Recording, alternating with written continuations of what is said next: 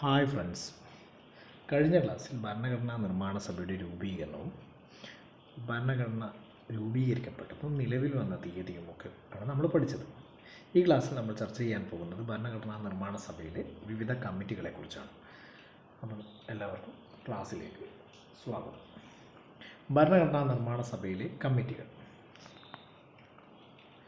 8 major കമ്മിറ്റികളും മറ്റു ചില minor കമ്മിറ്റികളടക്കം ആകെ 22 കമ്മിറ്റികളാണ് ഭരണഘടനാ നിർമ്മാണ സഭയിൽ ഉണ്ടായിരുന്നത്.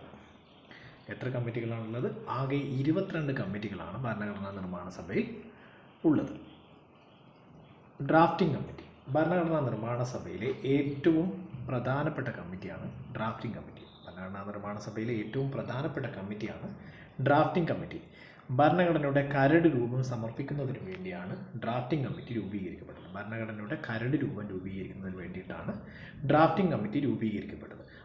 1947 ആഗസ്റ്റ് 29 ഡ്രാഫ്റ്റിംഗ് കമ്മിറ്റി നിയമിക്കപ്പെട്ടു. 1947 ആഗസ്റ്റ് 29 ഡ്രാഫ്റ്റിംഗ് കമ്മിറ്റി നിയമിക്കപ്പെട്ടു.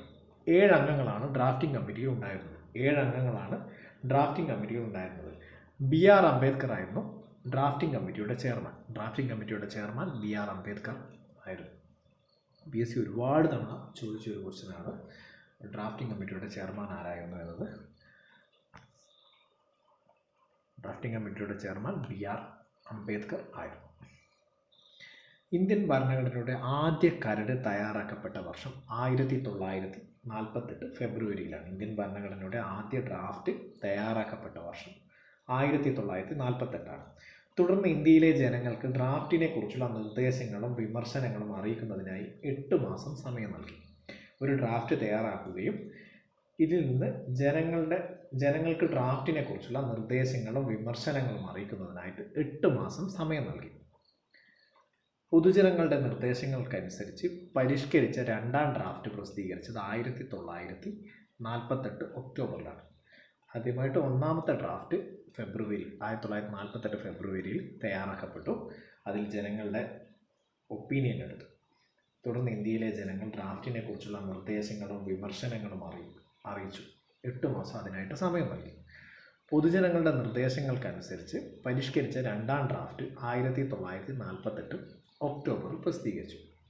ഇന്ത്യൻ ഭരണഘടനയുടെ അവസാന ഡ്രാഫ്റ്റ് ഭരണഘടനാ നിർമ്മാണ സഭയിൽ അവതരിപ്പിച്ചത് 1948 നവംബർ 4 ജനങ്ങളുടെ ഒപ്പീനിയൻ എടുത്ത 2ാം ഡ്രാഫ്റ്റും അതിനെ പിന്നെയും പരിഷ്കരിച്ച് ഒരു അവസാന ഡ്രാഫ്റ്റ് ഉണ്ടാക്കുകയും ആ അവസാന ഡ്രാഫ്റ്റ് ഭരണഘടനാ നിർമ്മാണ സഭയിൽ 1948 നവംബർ 4 വായിക്കുകയും ചെയ്തു. അതിനെയാണ് ഭരണഘടനയുടെ ഫസ്റ്റ് റീഡിംഗ് എന്ന് പറയുന്നത്. ഭരണഘടനയുടെ സെക്കൻഡ് റീഡിംഗ് 1948 നവംബർ 15 ആരംഭിച്ച് 1949 ഒക്ടോബർ 17 പൂർത്തിയായി. ഭരണഘടനയുടെ 2ാമത്തെ റീഡിംഗ് 1948 നവംബർ 15 ആരംഭിച്ച് 1949 ഒക്ടോബർ 17 പൂർത്തിയായി. ഭരണഘടനയുടെ 3ാമത്തേതും അവസാനത്തേതുമായ റീഡിംഗ് 1949 നവംബർ 14 തുടങ്ങി നവംബർ 26 അവസാനിച്ചു. ഡ്രാഫ്റ്റിംഗ് കമ്മിറ്റിക്ക് ഇന്ത്യൻ ഭരണഘടനയുടെ ഡ്രാഫ്റ്റ് ഉണ്ടാക്കാൻ 6 മാസത്തോളം സമയം വേണ്ടി വന്നു. അതായത് 114 പ്രവൃത്തി ദിവസങ്ങൾ ആവശ്യമായിരുന്നു. ഭരണഘടനയുടെ 3ാമത്തേതും അവസാനത്തേതുമായ റീഡിംഗ് നടന്നത് 1949 നവംബർ 14 അന്ന് തുടങ്ങി അത് നവംബർ 26 അവസാനിച്ചത്. ഡ്രാഫ്റ്റിംഗ് കമ്മിറ്റിക്ക് ഇന്ത്യൻ ഭരണഘടനയുടെ ഡ്രാഫ്റ്റ് ഉണ്ടാക്കാൻ ഏകദേശം 6 മാസത്തോളം വേണ്ടി വന്നു. 114 പ്രവൃത്തി ദിവസങ്ങളാണ് ആവശ്യമായിട്ട് വന്നത്. ഡ്രാഫ്റ്റിംഗ് കമ്മിറ്റിയിലെ അംഗങ്ങൾ BR Ambedkar, KM Munshi, Muhammad Saadulla, Alladi Krishnaswami Iyer, N Gopalaswamy Iyengar, DP കെയ്ത്താൻ, BL Mittal എന്നിവരായിരുന്നു. ഡ്രാഫ്റ്റിംഗ് കമ്മിറ്റിയിലെ അംഗങ്ങളെക്കുറിച്ച് ഒരുപാട് തവണ PSC ചോദിച്ചിട്ടുണ്ട്. ഇനിയും ചോദിക്കും. ഇനി സ്റ്റേറ്റ്മെൻറ്റ് ക്വസ്റ്റ്യൻസിലൊക്കെ ചോദിക്കാൻ പറ്റുന്ന ഒരു വിഷയമാണ്. ഡ്രാഫ്റ്റിംഗ് കമ്മിറ്റിയിലെ അംഗങ്ങളെക്കുറിച്ച് ചോദിക്കാവുന്നതാണ്. ചേരുംപടിയൊക്കെ ചേർക്കാൻ വേണ്ടിയിട്ടൊക്കെ ചോദിക്കാവുന്നതാണ്. അതുകൊണ്ട് എല്ലാവരും ഡ്രാഫ്റ്റിംഗ് കമ്മിറ്റിയിലെ അംഗങ്ങൾ നിർബന്ധമായും പഠിച്ചിരിക്കണം. ഡ്രാഫ്റ്റിംഗ് കമ്മിറ്റിയിലെ അംഗങ്ങൾ BR Ambedkar, K M Munshi, Muhammad Saadulla, Alladi Krishnaswami Ayyar, N Gopalaswami Ayyangar, D P Khaitan, D L Mittal. ഭരണഘടനയുടെ ഈ ഡ്രാഫ്റ്റിംഗ് കമ്മിറ്റി പ്രവർത്തിച്ചുകൊണ്ടിരിക്കുന്ന കാലയളവിൽ ഡി പി കെയ്ത്താൻ്റെ നിര്യാണത്തെ തുടർന്ന് ടി ടി കൃഷ്ണമാചാരിയും ബി എൽ മിത്തൽ രാജിവെച്ചതിനെ തുടർന്ന് എൻ മാധവറാവും പിന്നീട് ഡ്രാഫ്റ്റിംഗ് കമ്മിറ്റിയിൽ അംഗങ്ങളായി. ഗെയ്ത്താൻ്റെ നിര്യാണത്തെ തുടർന്ന് ടി ടി കൃഷ്ണമാചാരിയും ബി എൽ മിത്തലിന് പകരമായിട്ട് എൻ മാധവറാവും ഡ്രാഫ്റ്റിംഗ് കമ്മിറ്റിയുടെ ഭാഗമായി. മറ്റ് മേജർ കമ്മിറ്റികൾ. ഡ്രാഫ്റ്റിംഗ് കമ്മിറ്റി ഓൾറെഡി നമ്മൾ പറഞ്ഞു, അതിൻ്റെ ചെയർമാൻ ബി ആർ അംബേദ്കർ ആണെന്ന് പറഞ്ഞു. Union powers committee Jawaharlal Nehru. Union powers കമ്മിറ്റിയുടെ ചെയർമാനായിരുന്നത് ജവഹർലാൽ നെഹ്റു. യൂണിയൻ കോൺസ്റ്റിറ്റ്യൂഷൻ കമ്മിറ്റിയും ജവഹർലാൽ നെഹ്റുവാണ്. സ്റ്റേറ്റ്സ് കമ്മിറ്റിയും ജവഹർലാൽ നെഹ്റുവാണ്. ജവഹർലാൽ നെഹ്റു അധ്യക്ഷനായ 3 കമ്മിറ്റികൾ ഉണ്ടായിരുന്നു. Union powers committee, union constitution committee, states committee. ഈ 3ൻ്റെയും ചെയർമാനായിരുന്നത് Jawaharlal നെഹ്റുവാണ്.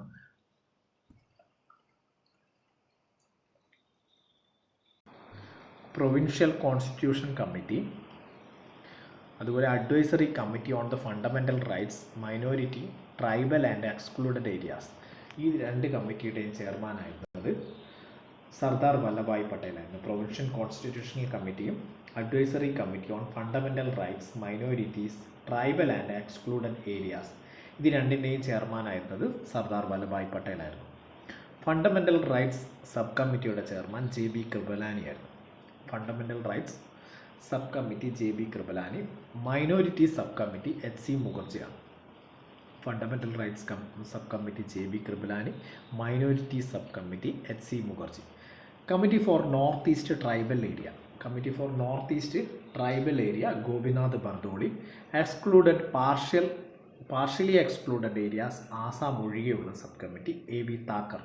Excluded and partially excluded areas Assam ഒഴികെയുള്ളത് ആ സബ് കമ്മിറ്റിയുടെ ചെയർമാനായിരുന്നത് എ വി താക്കറാണ്.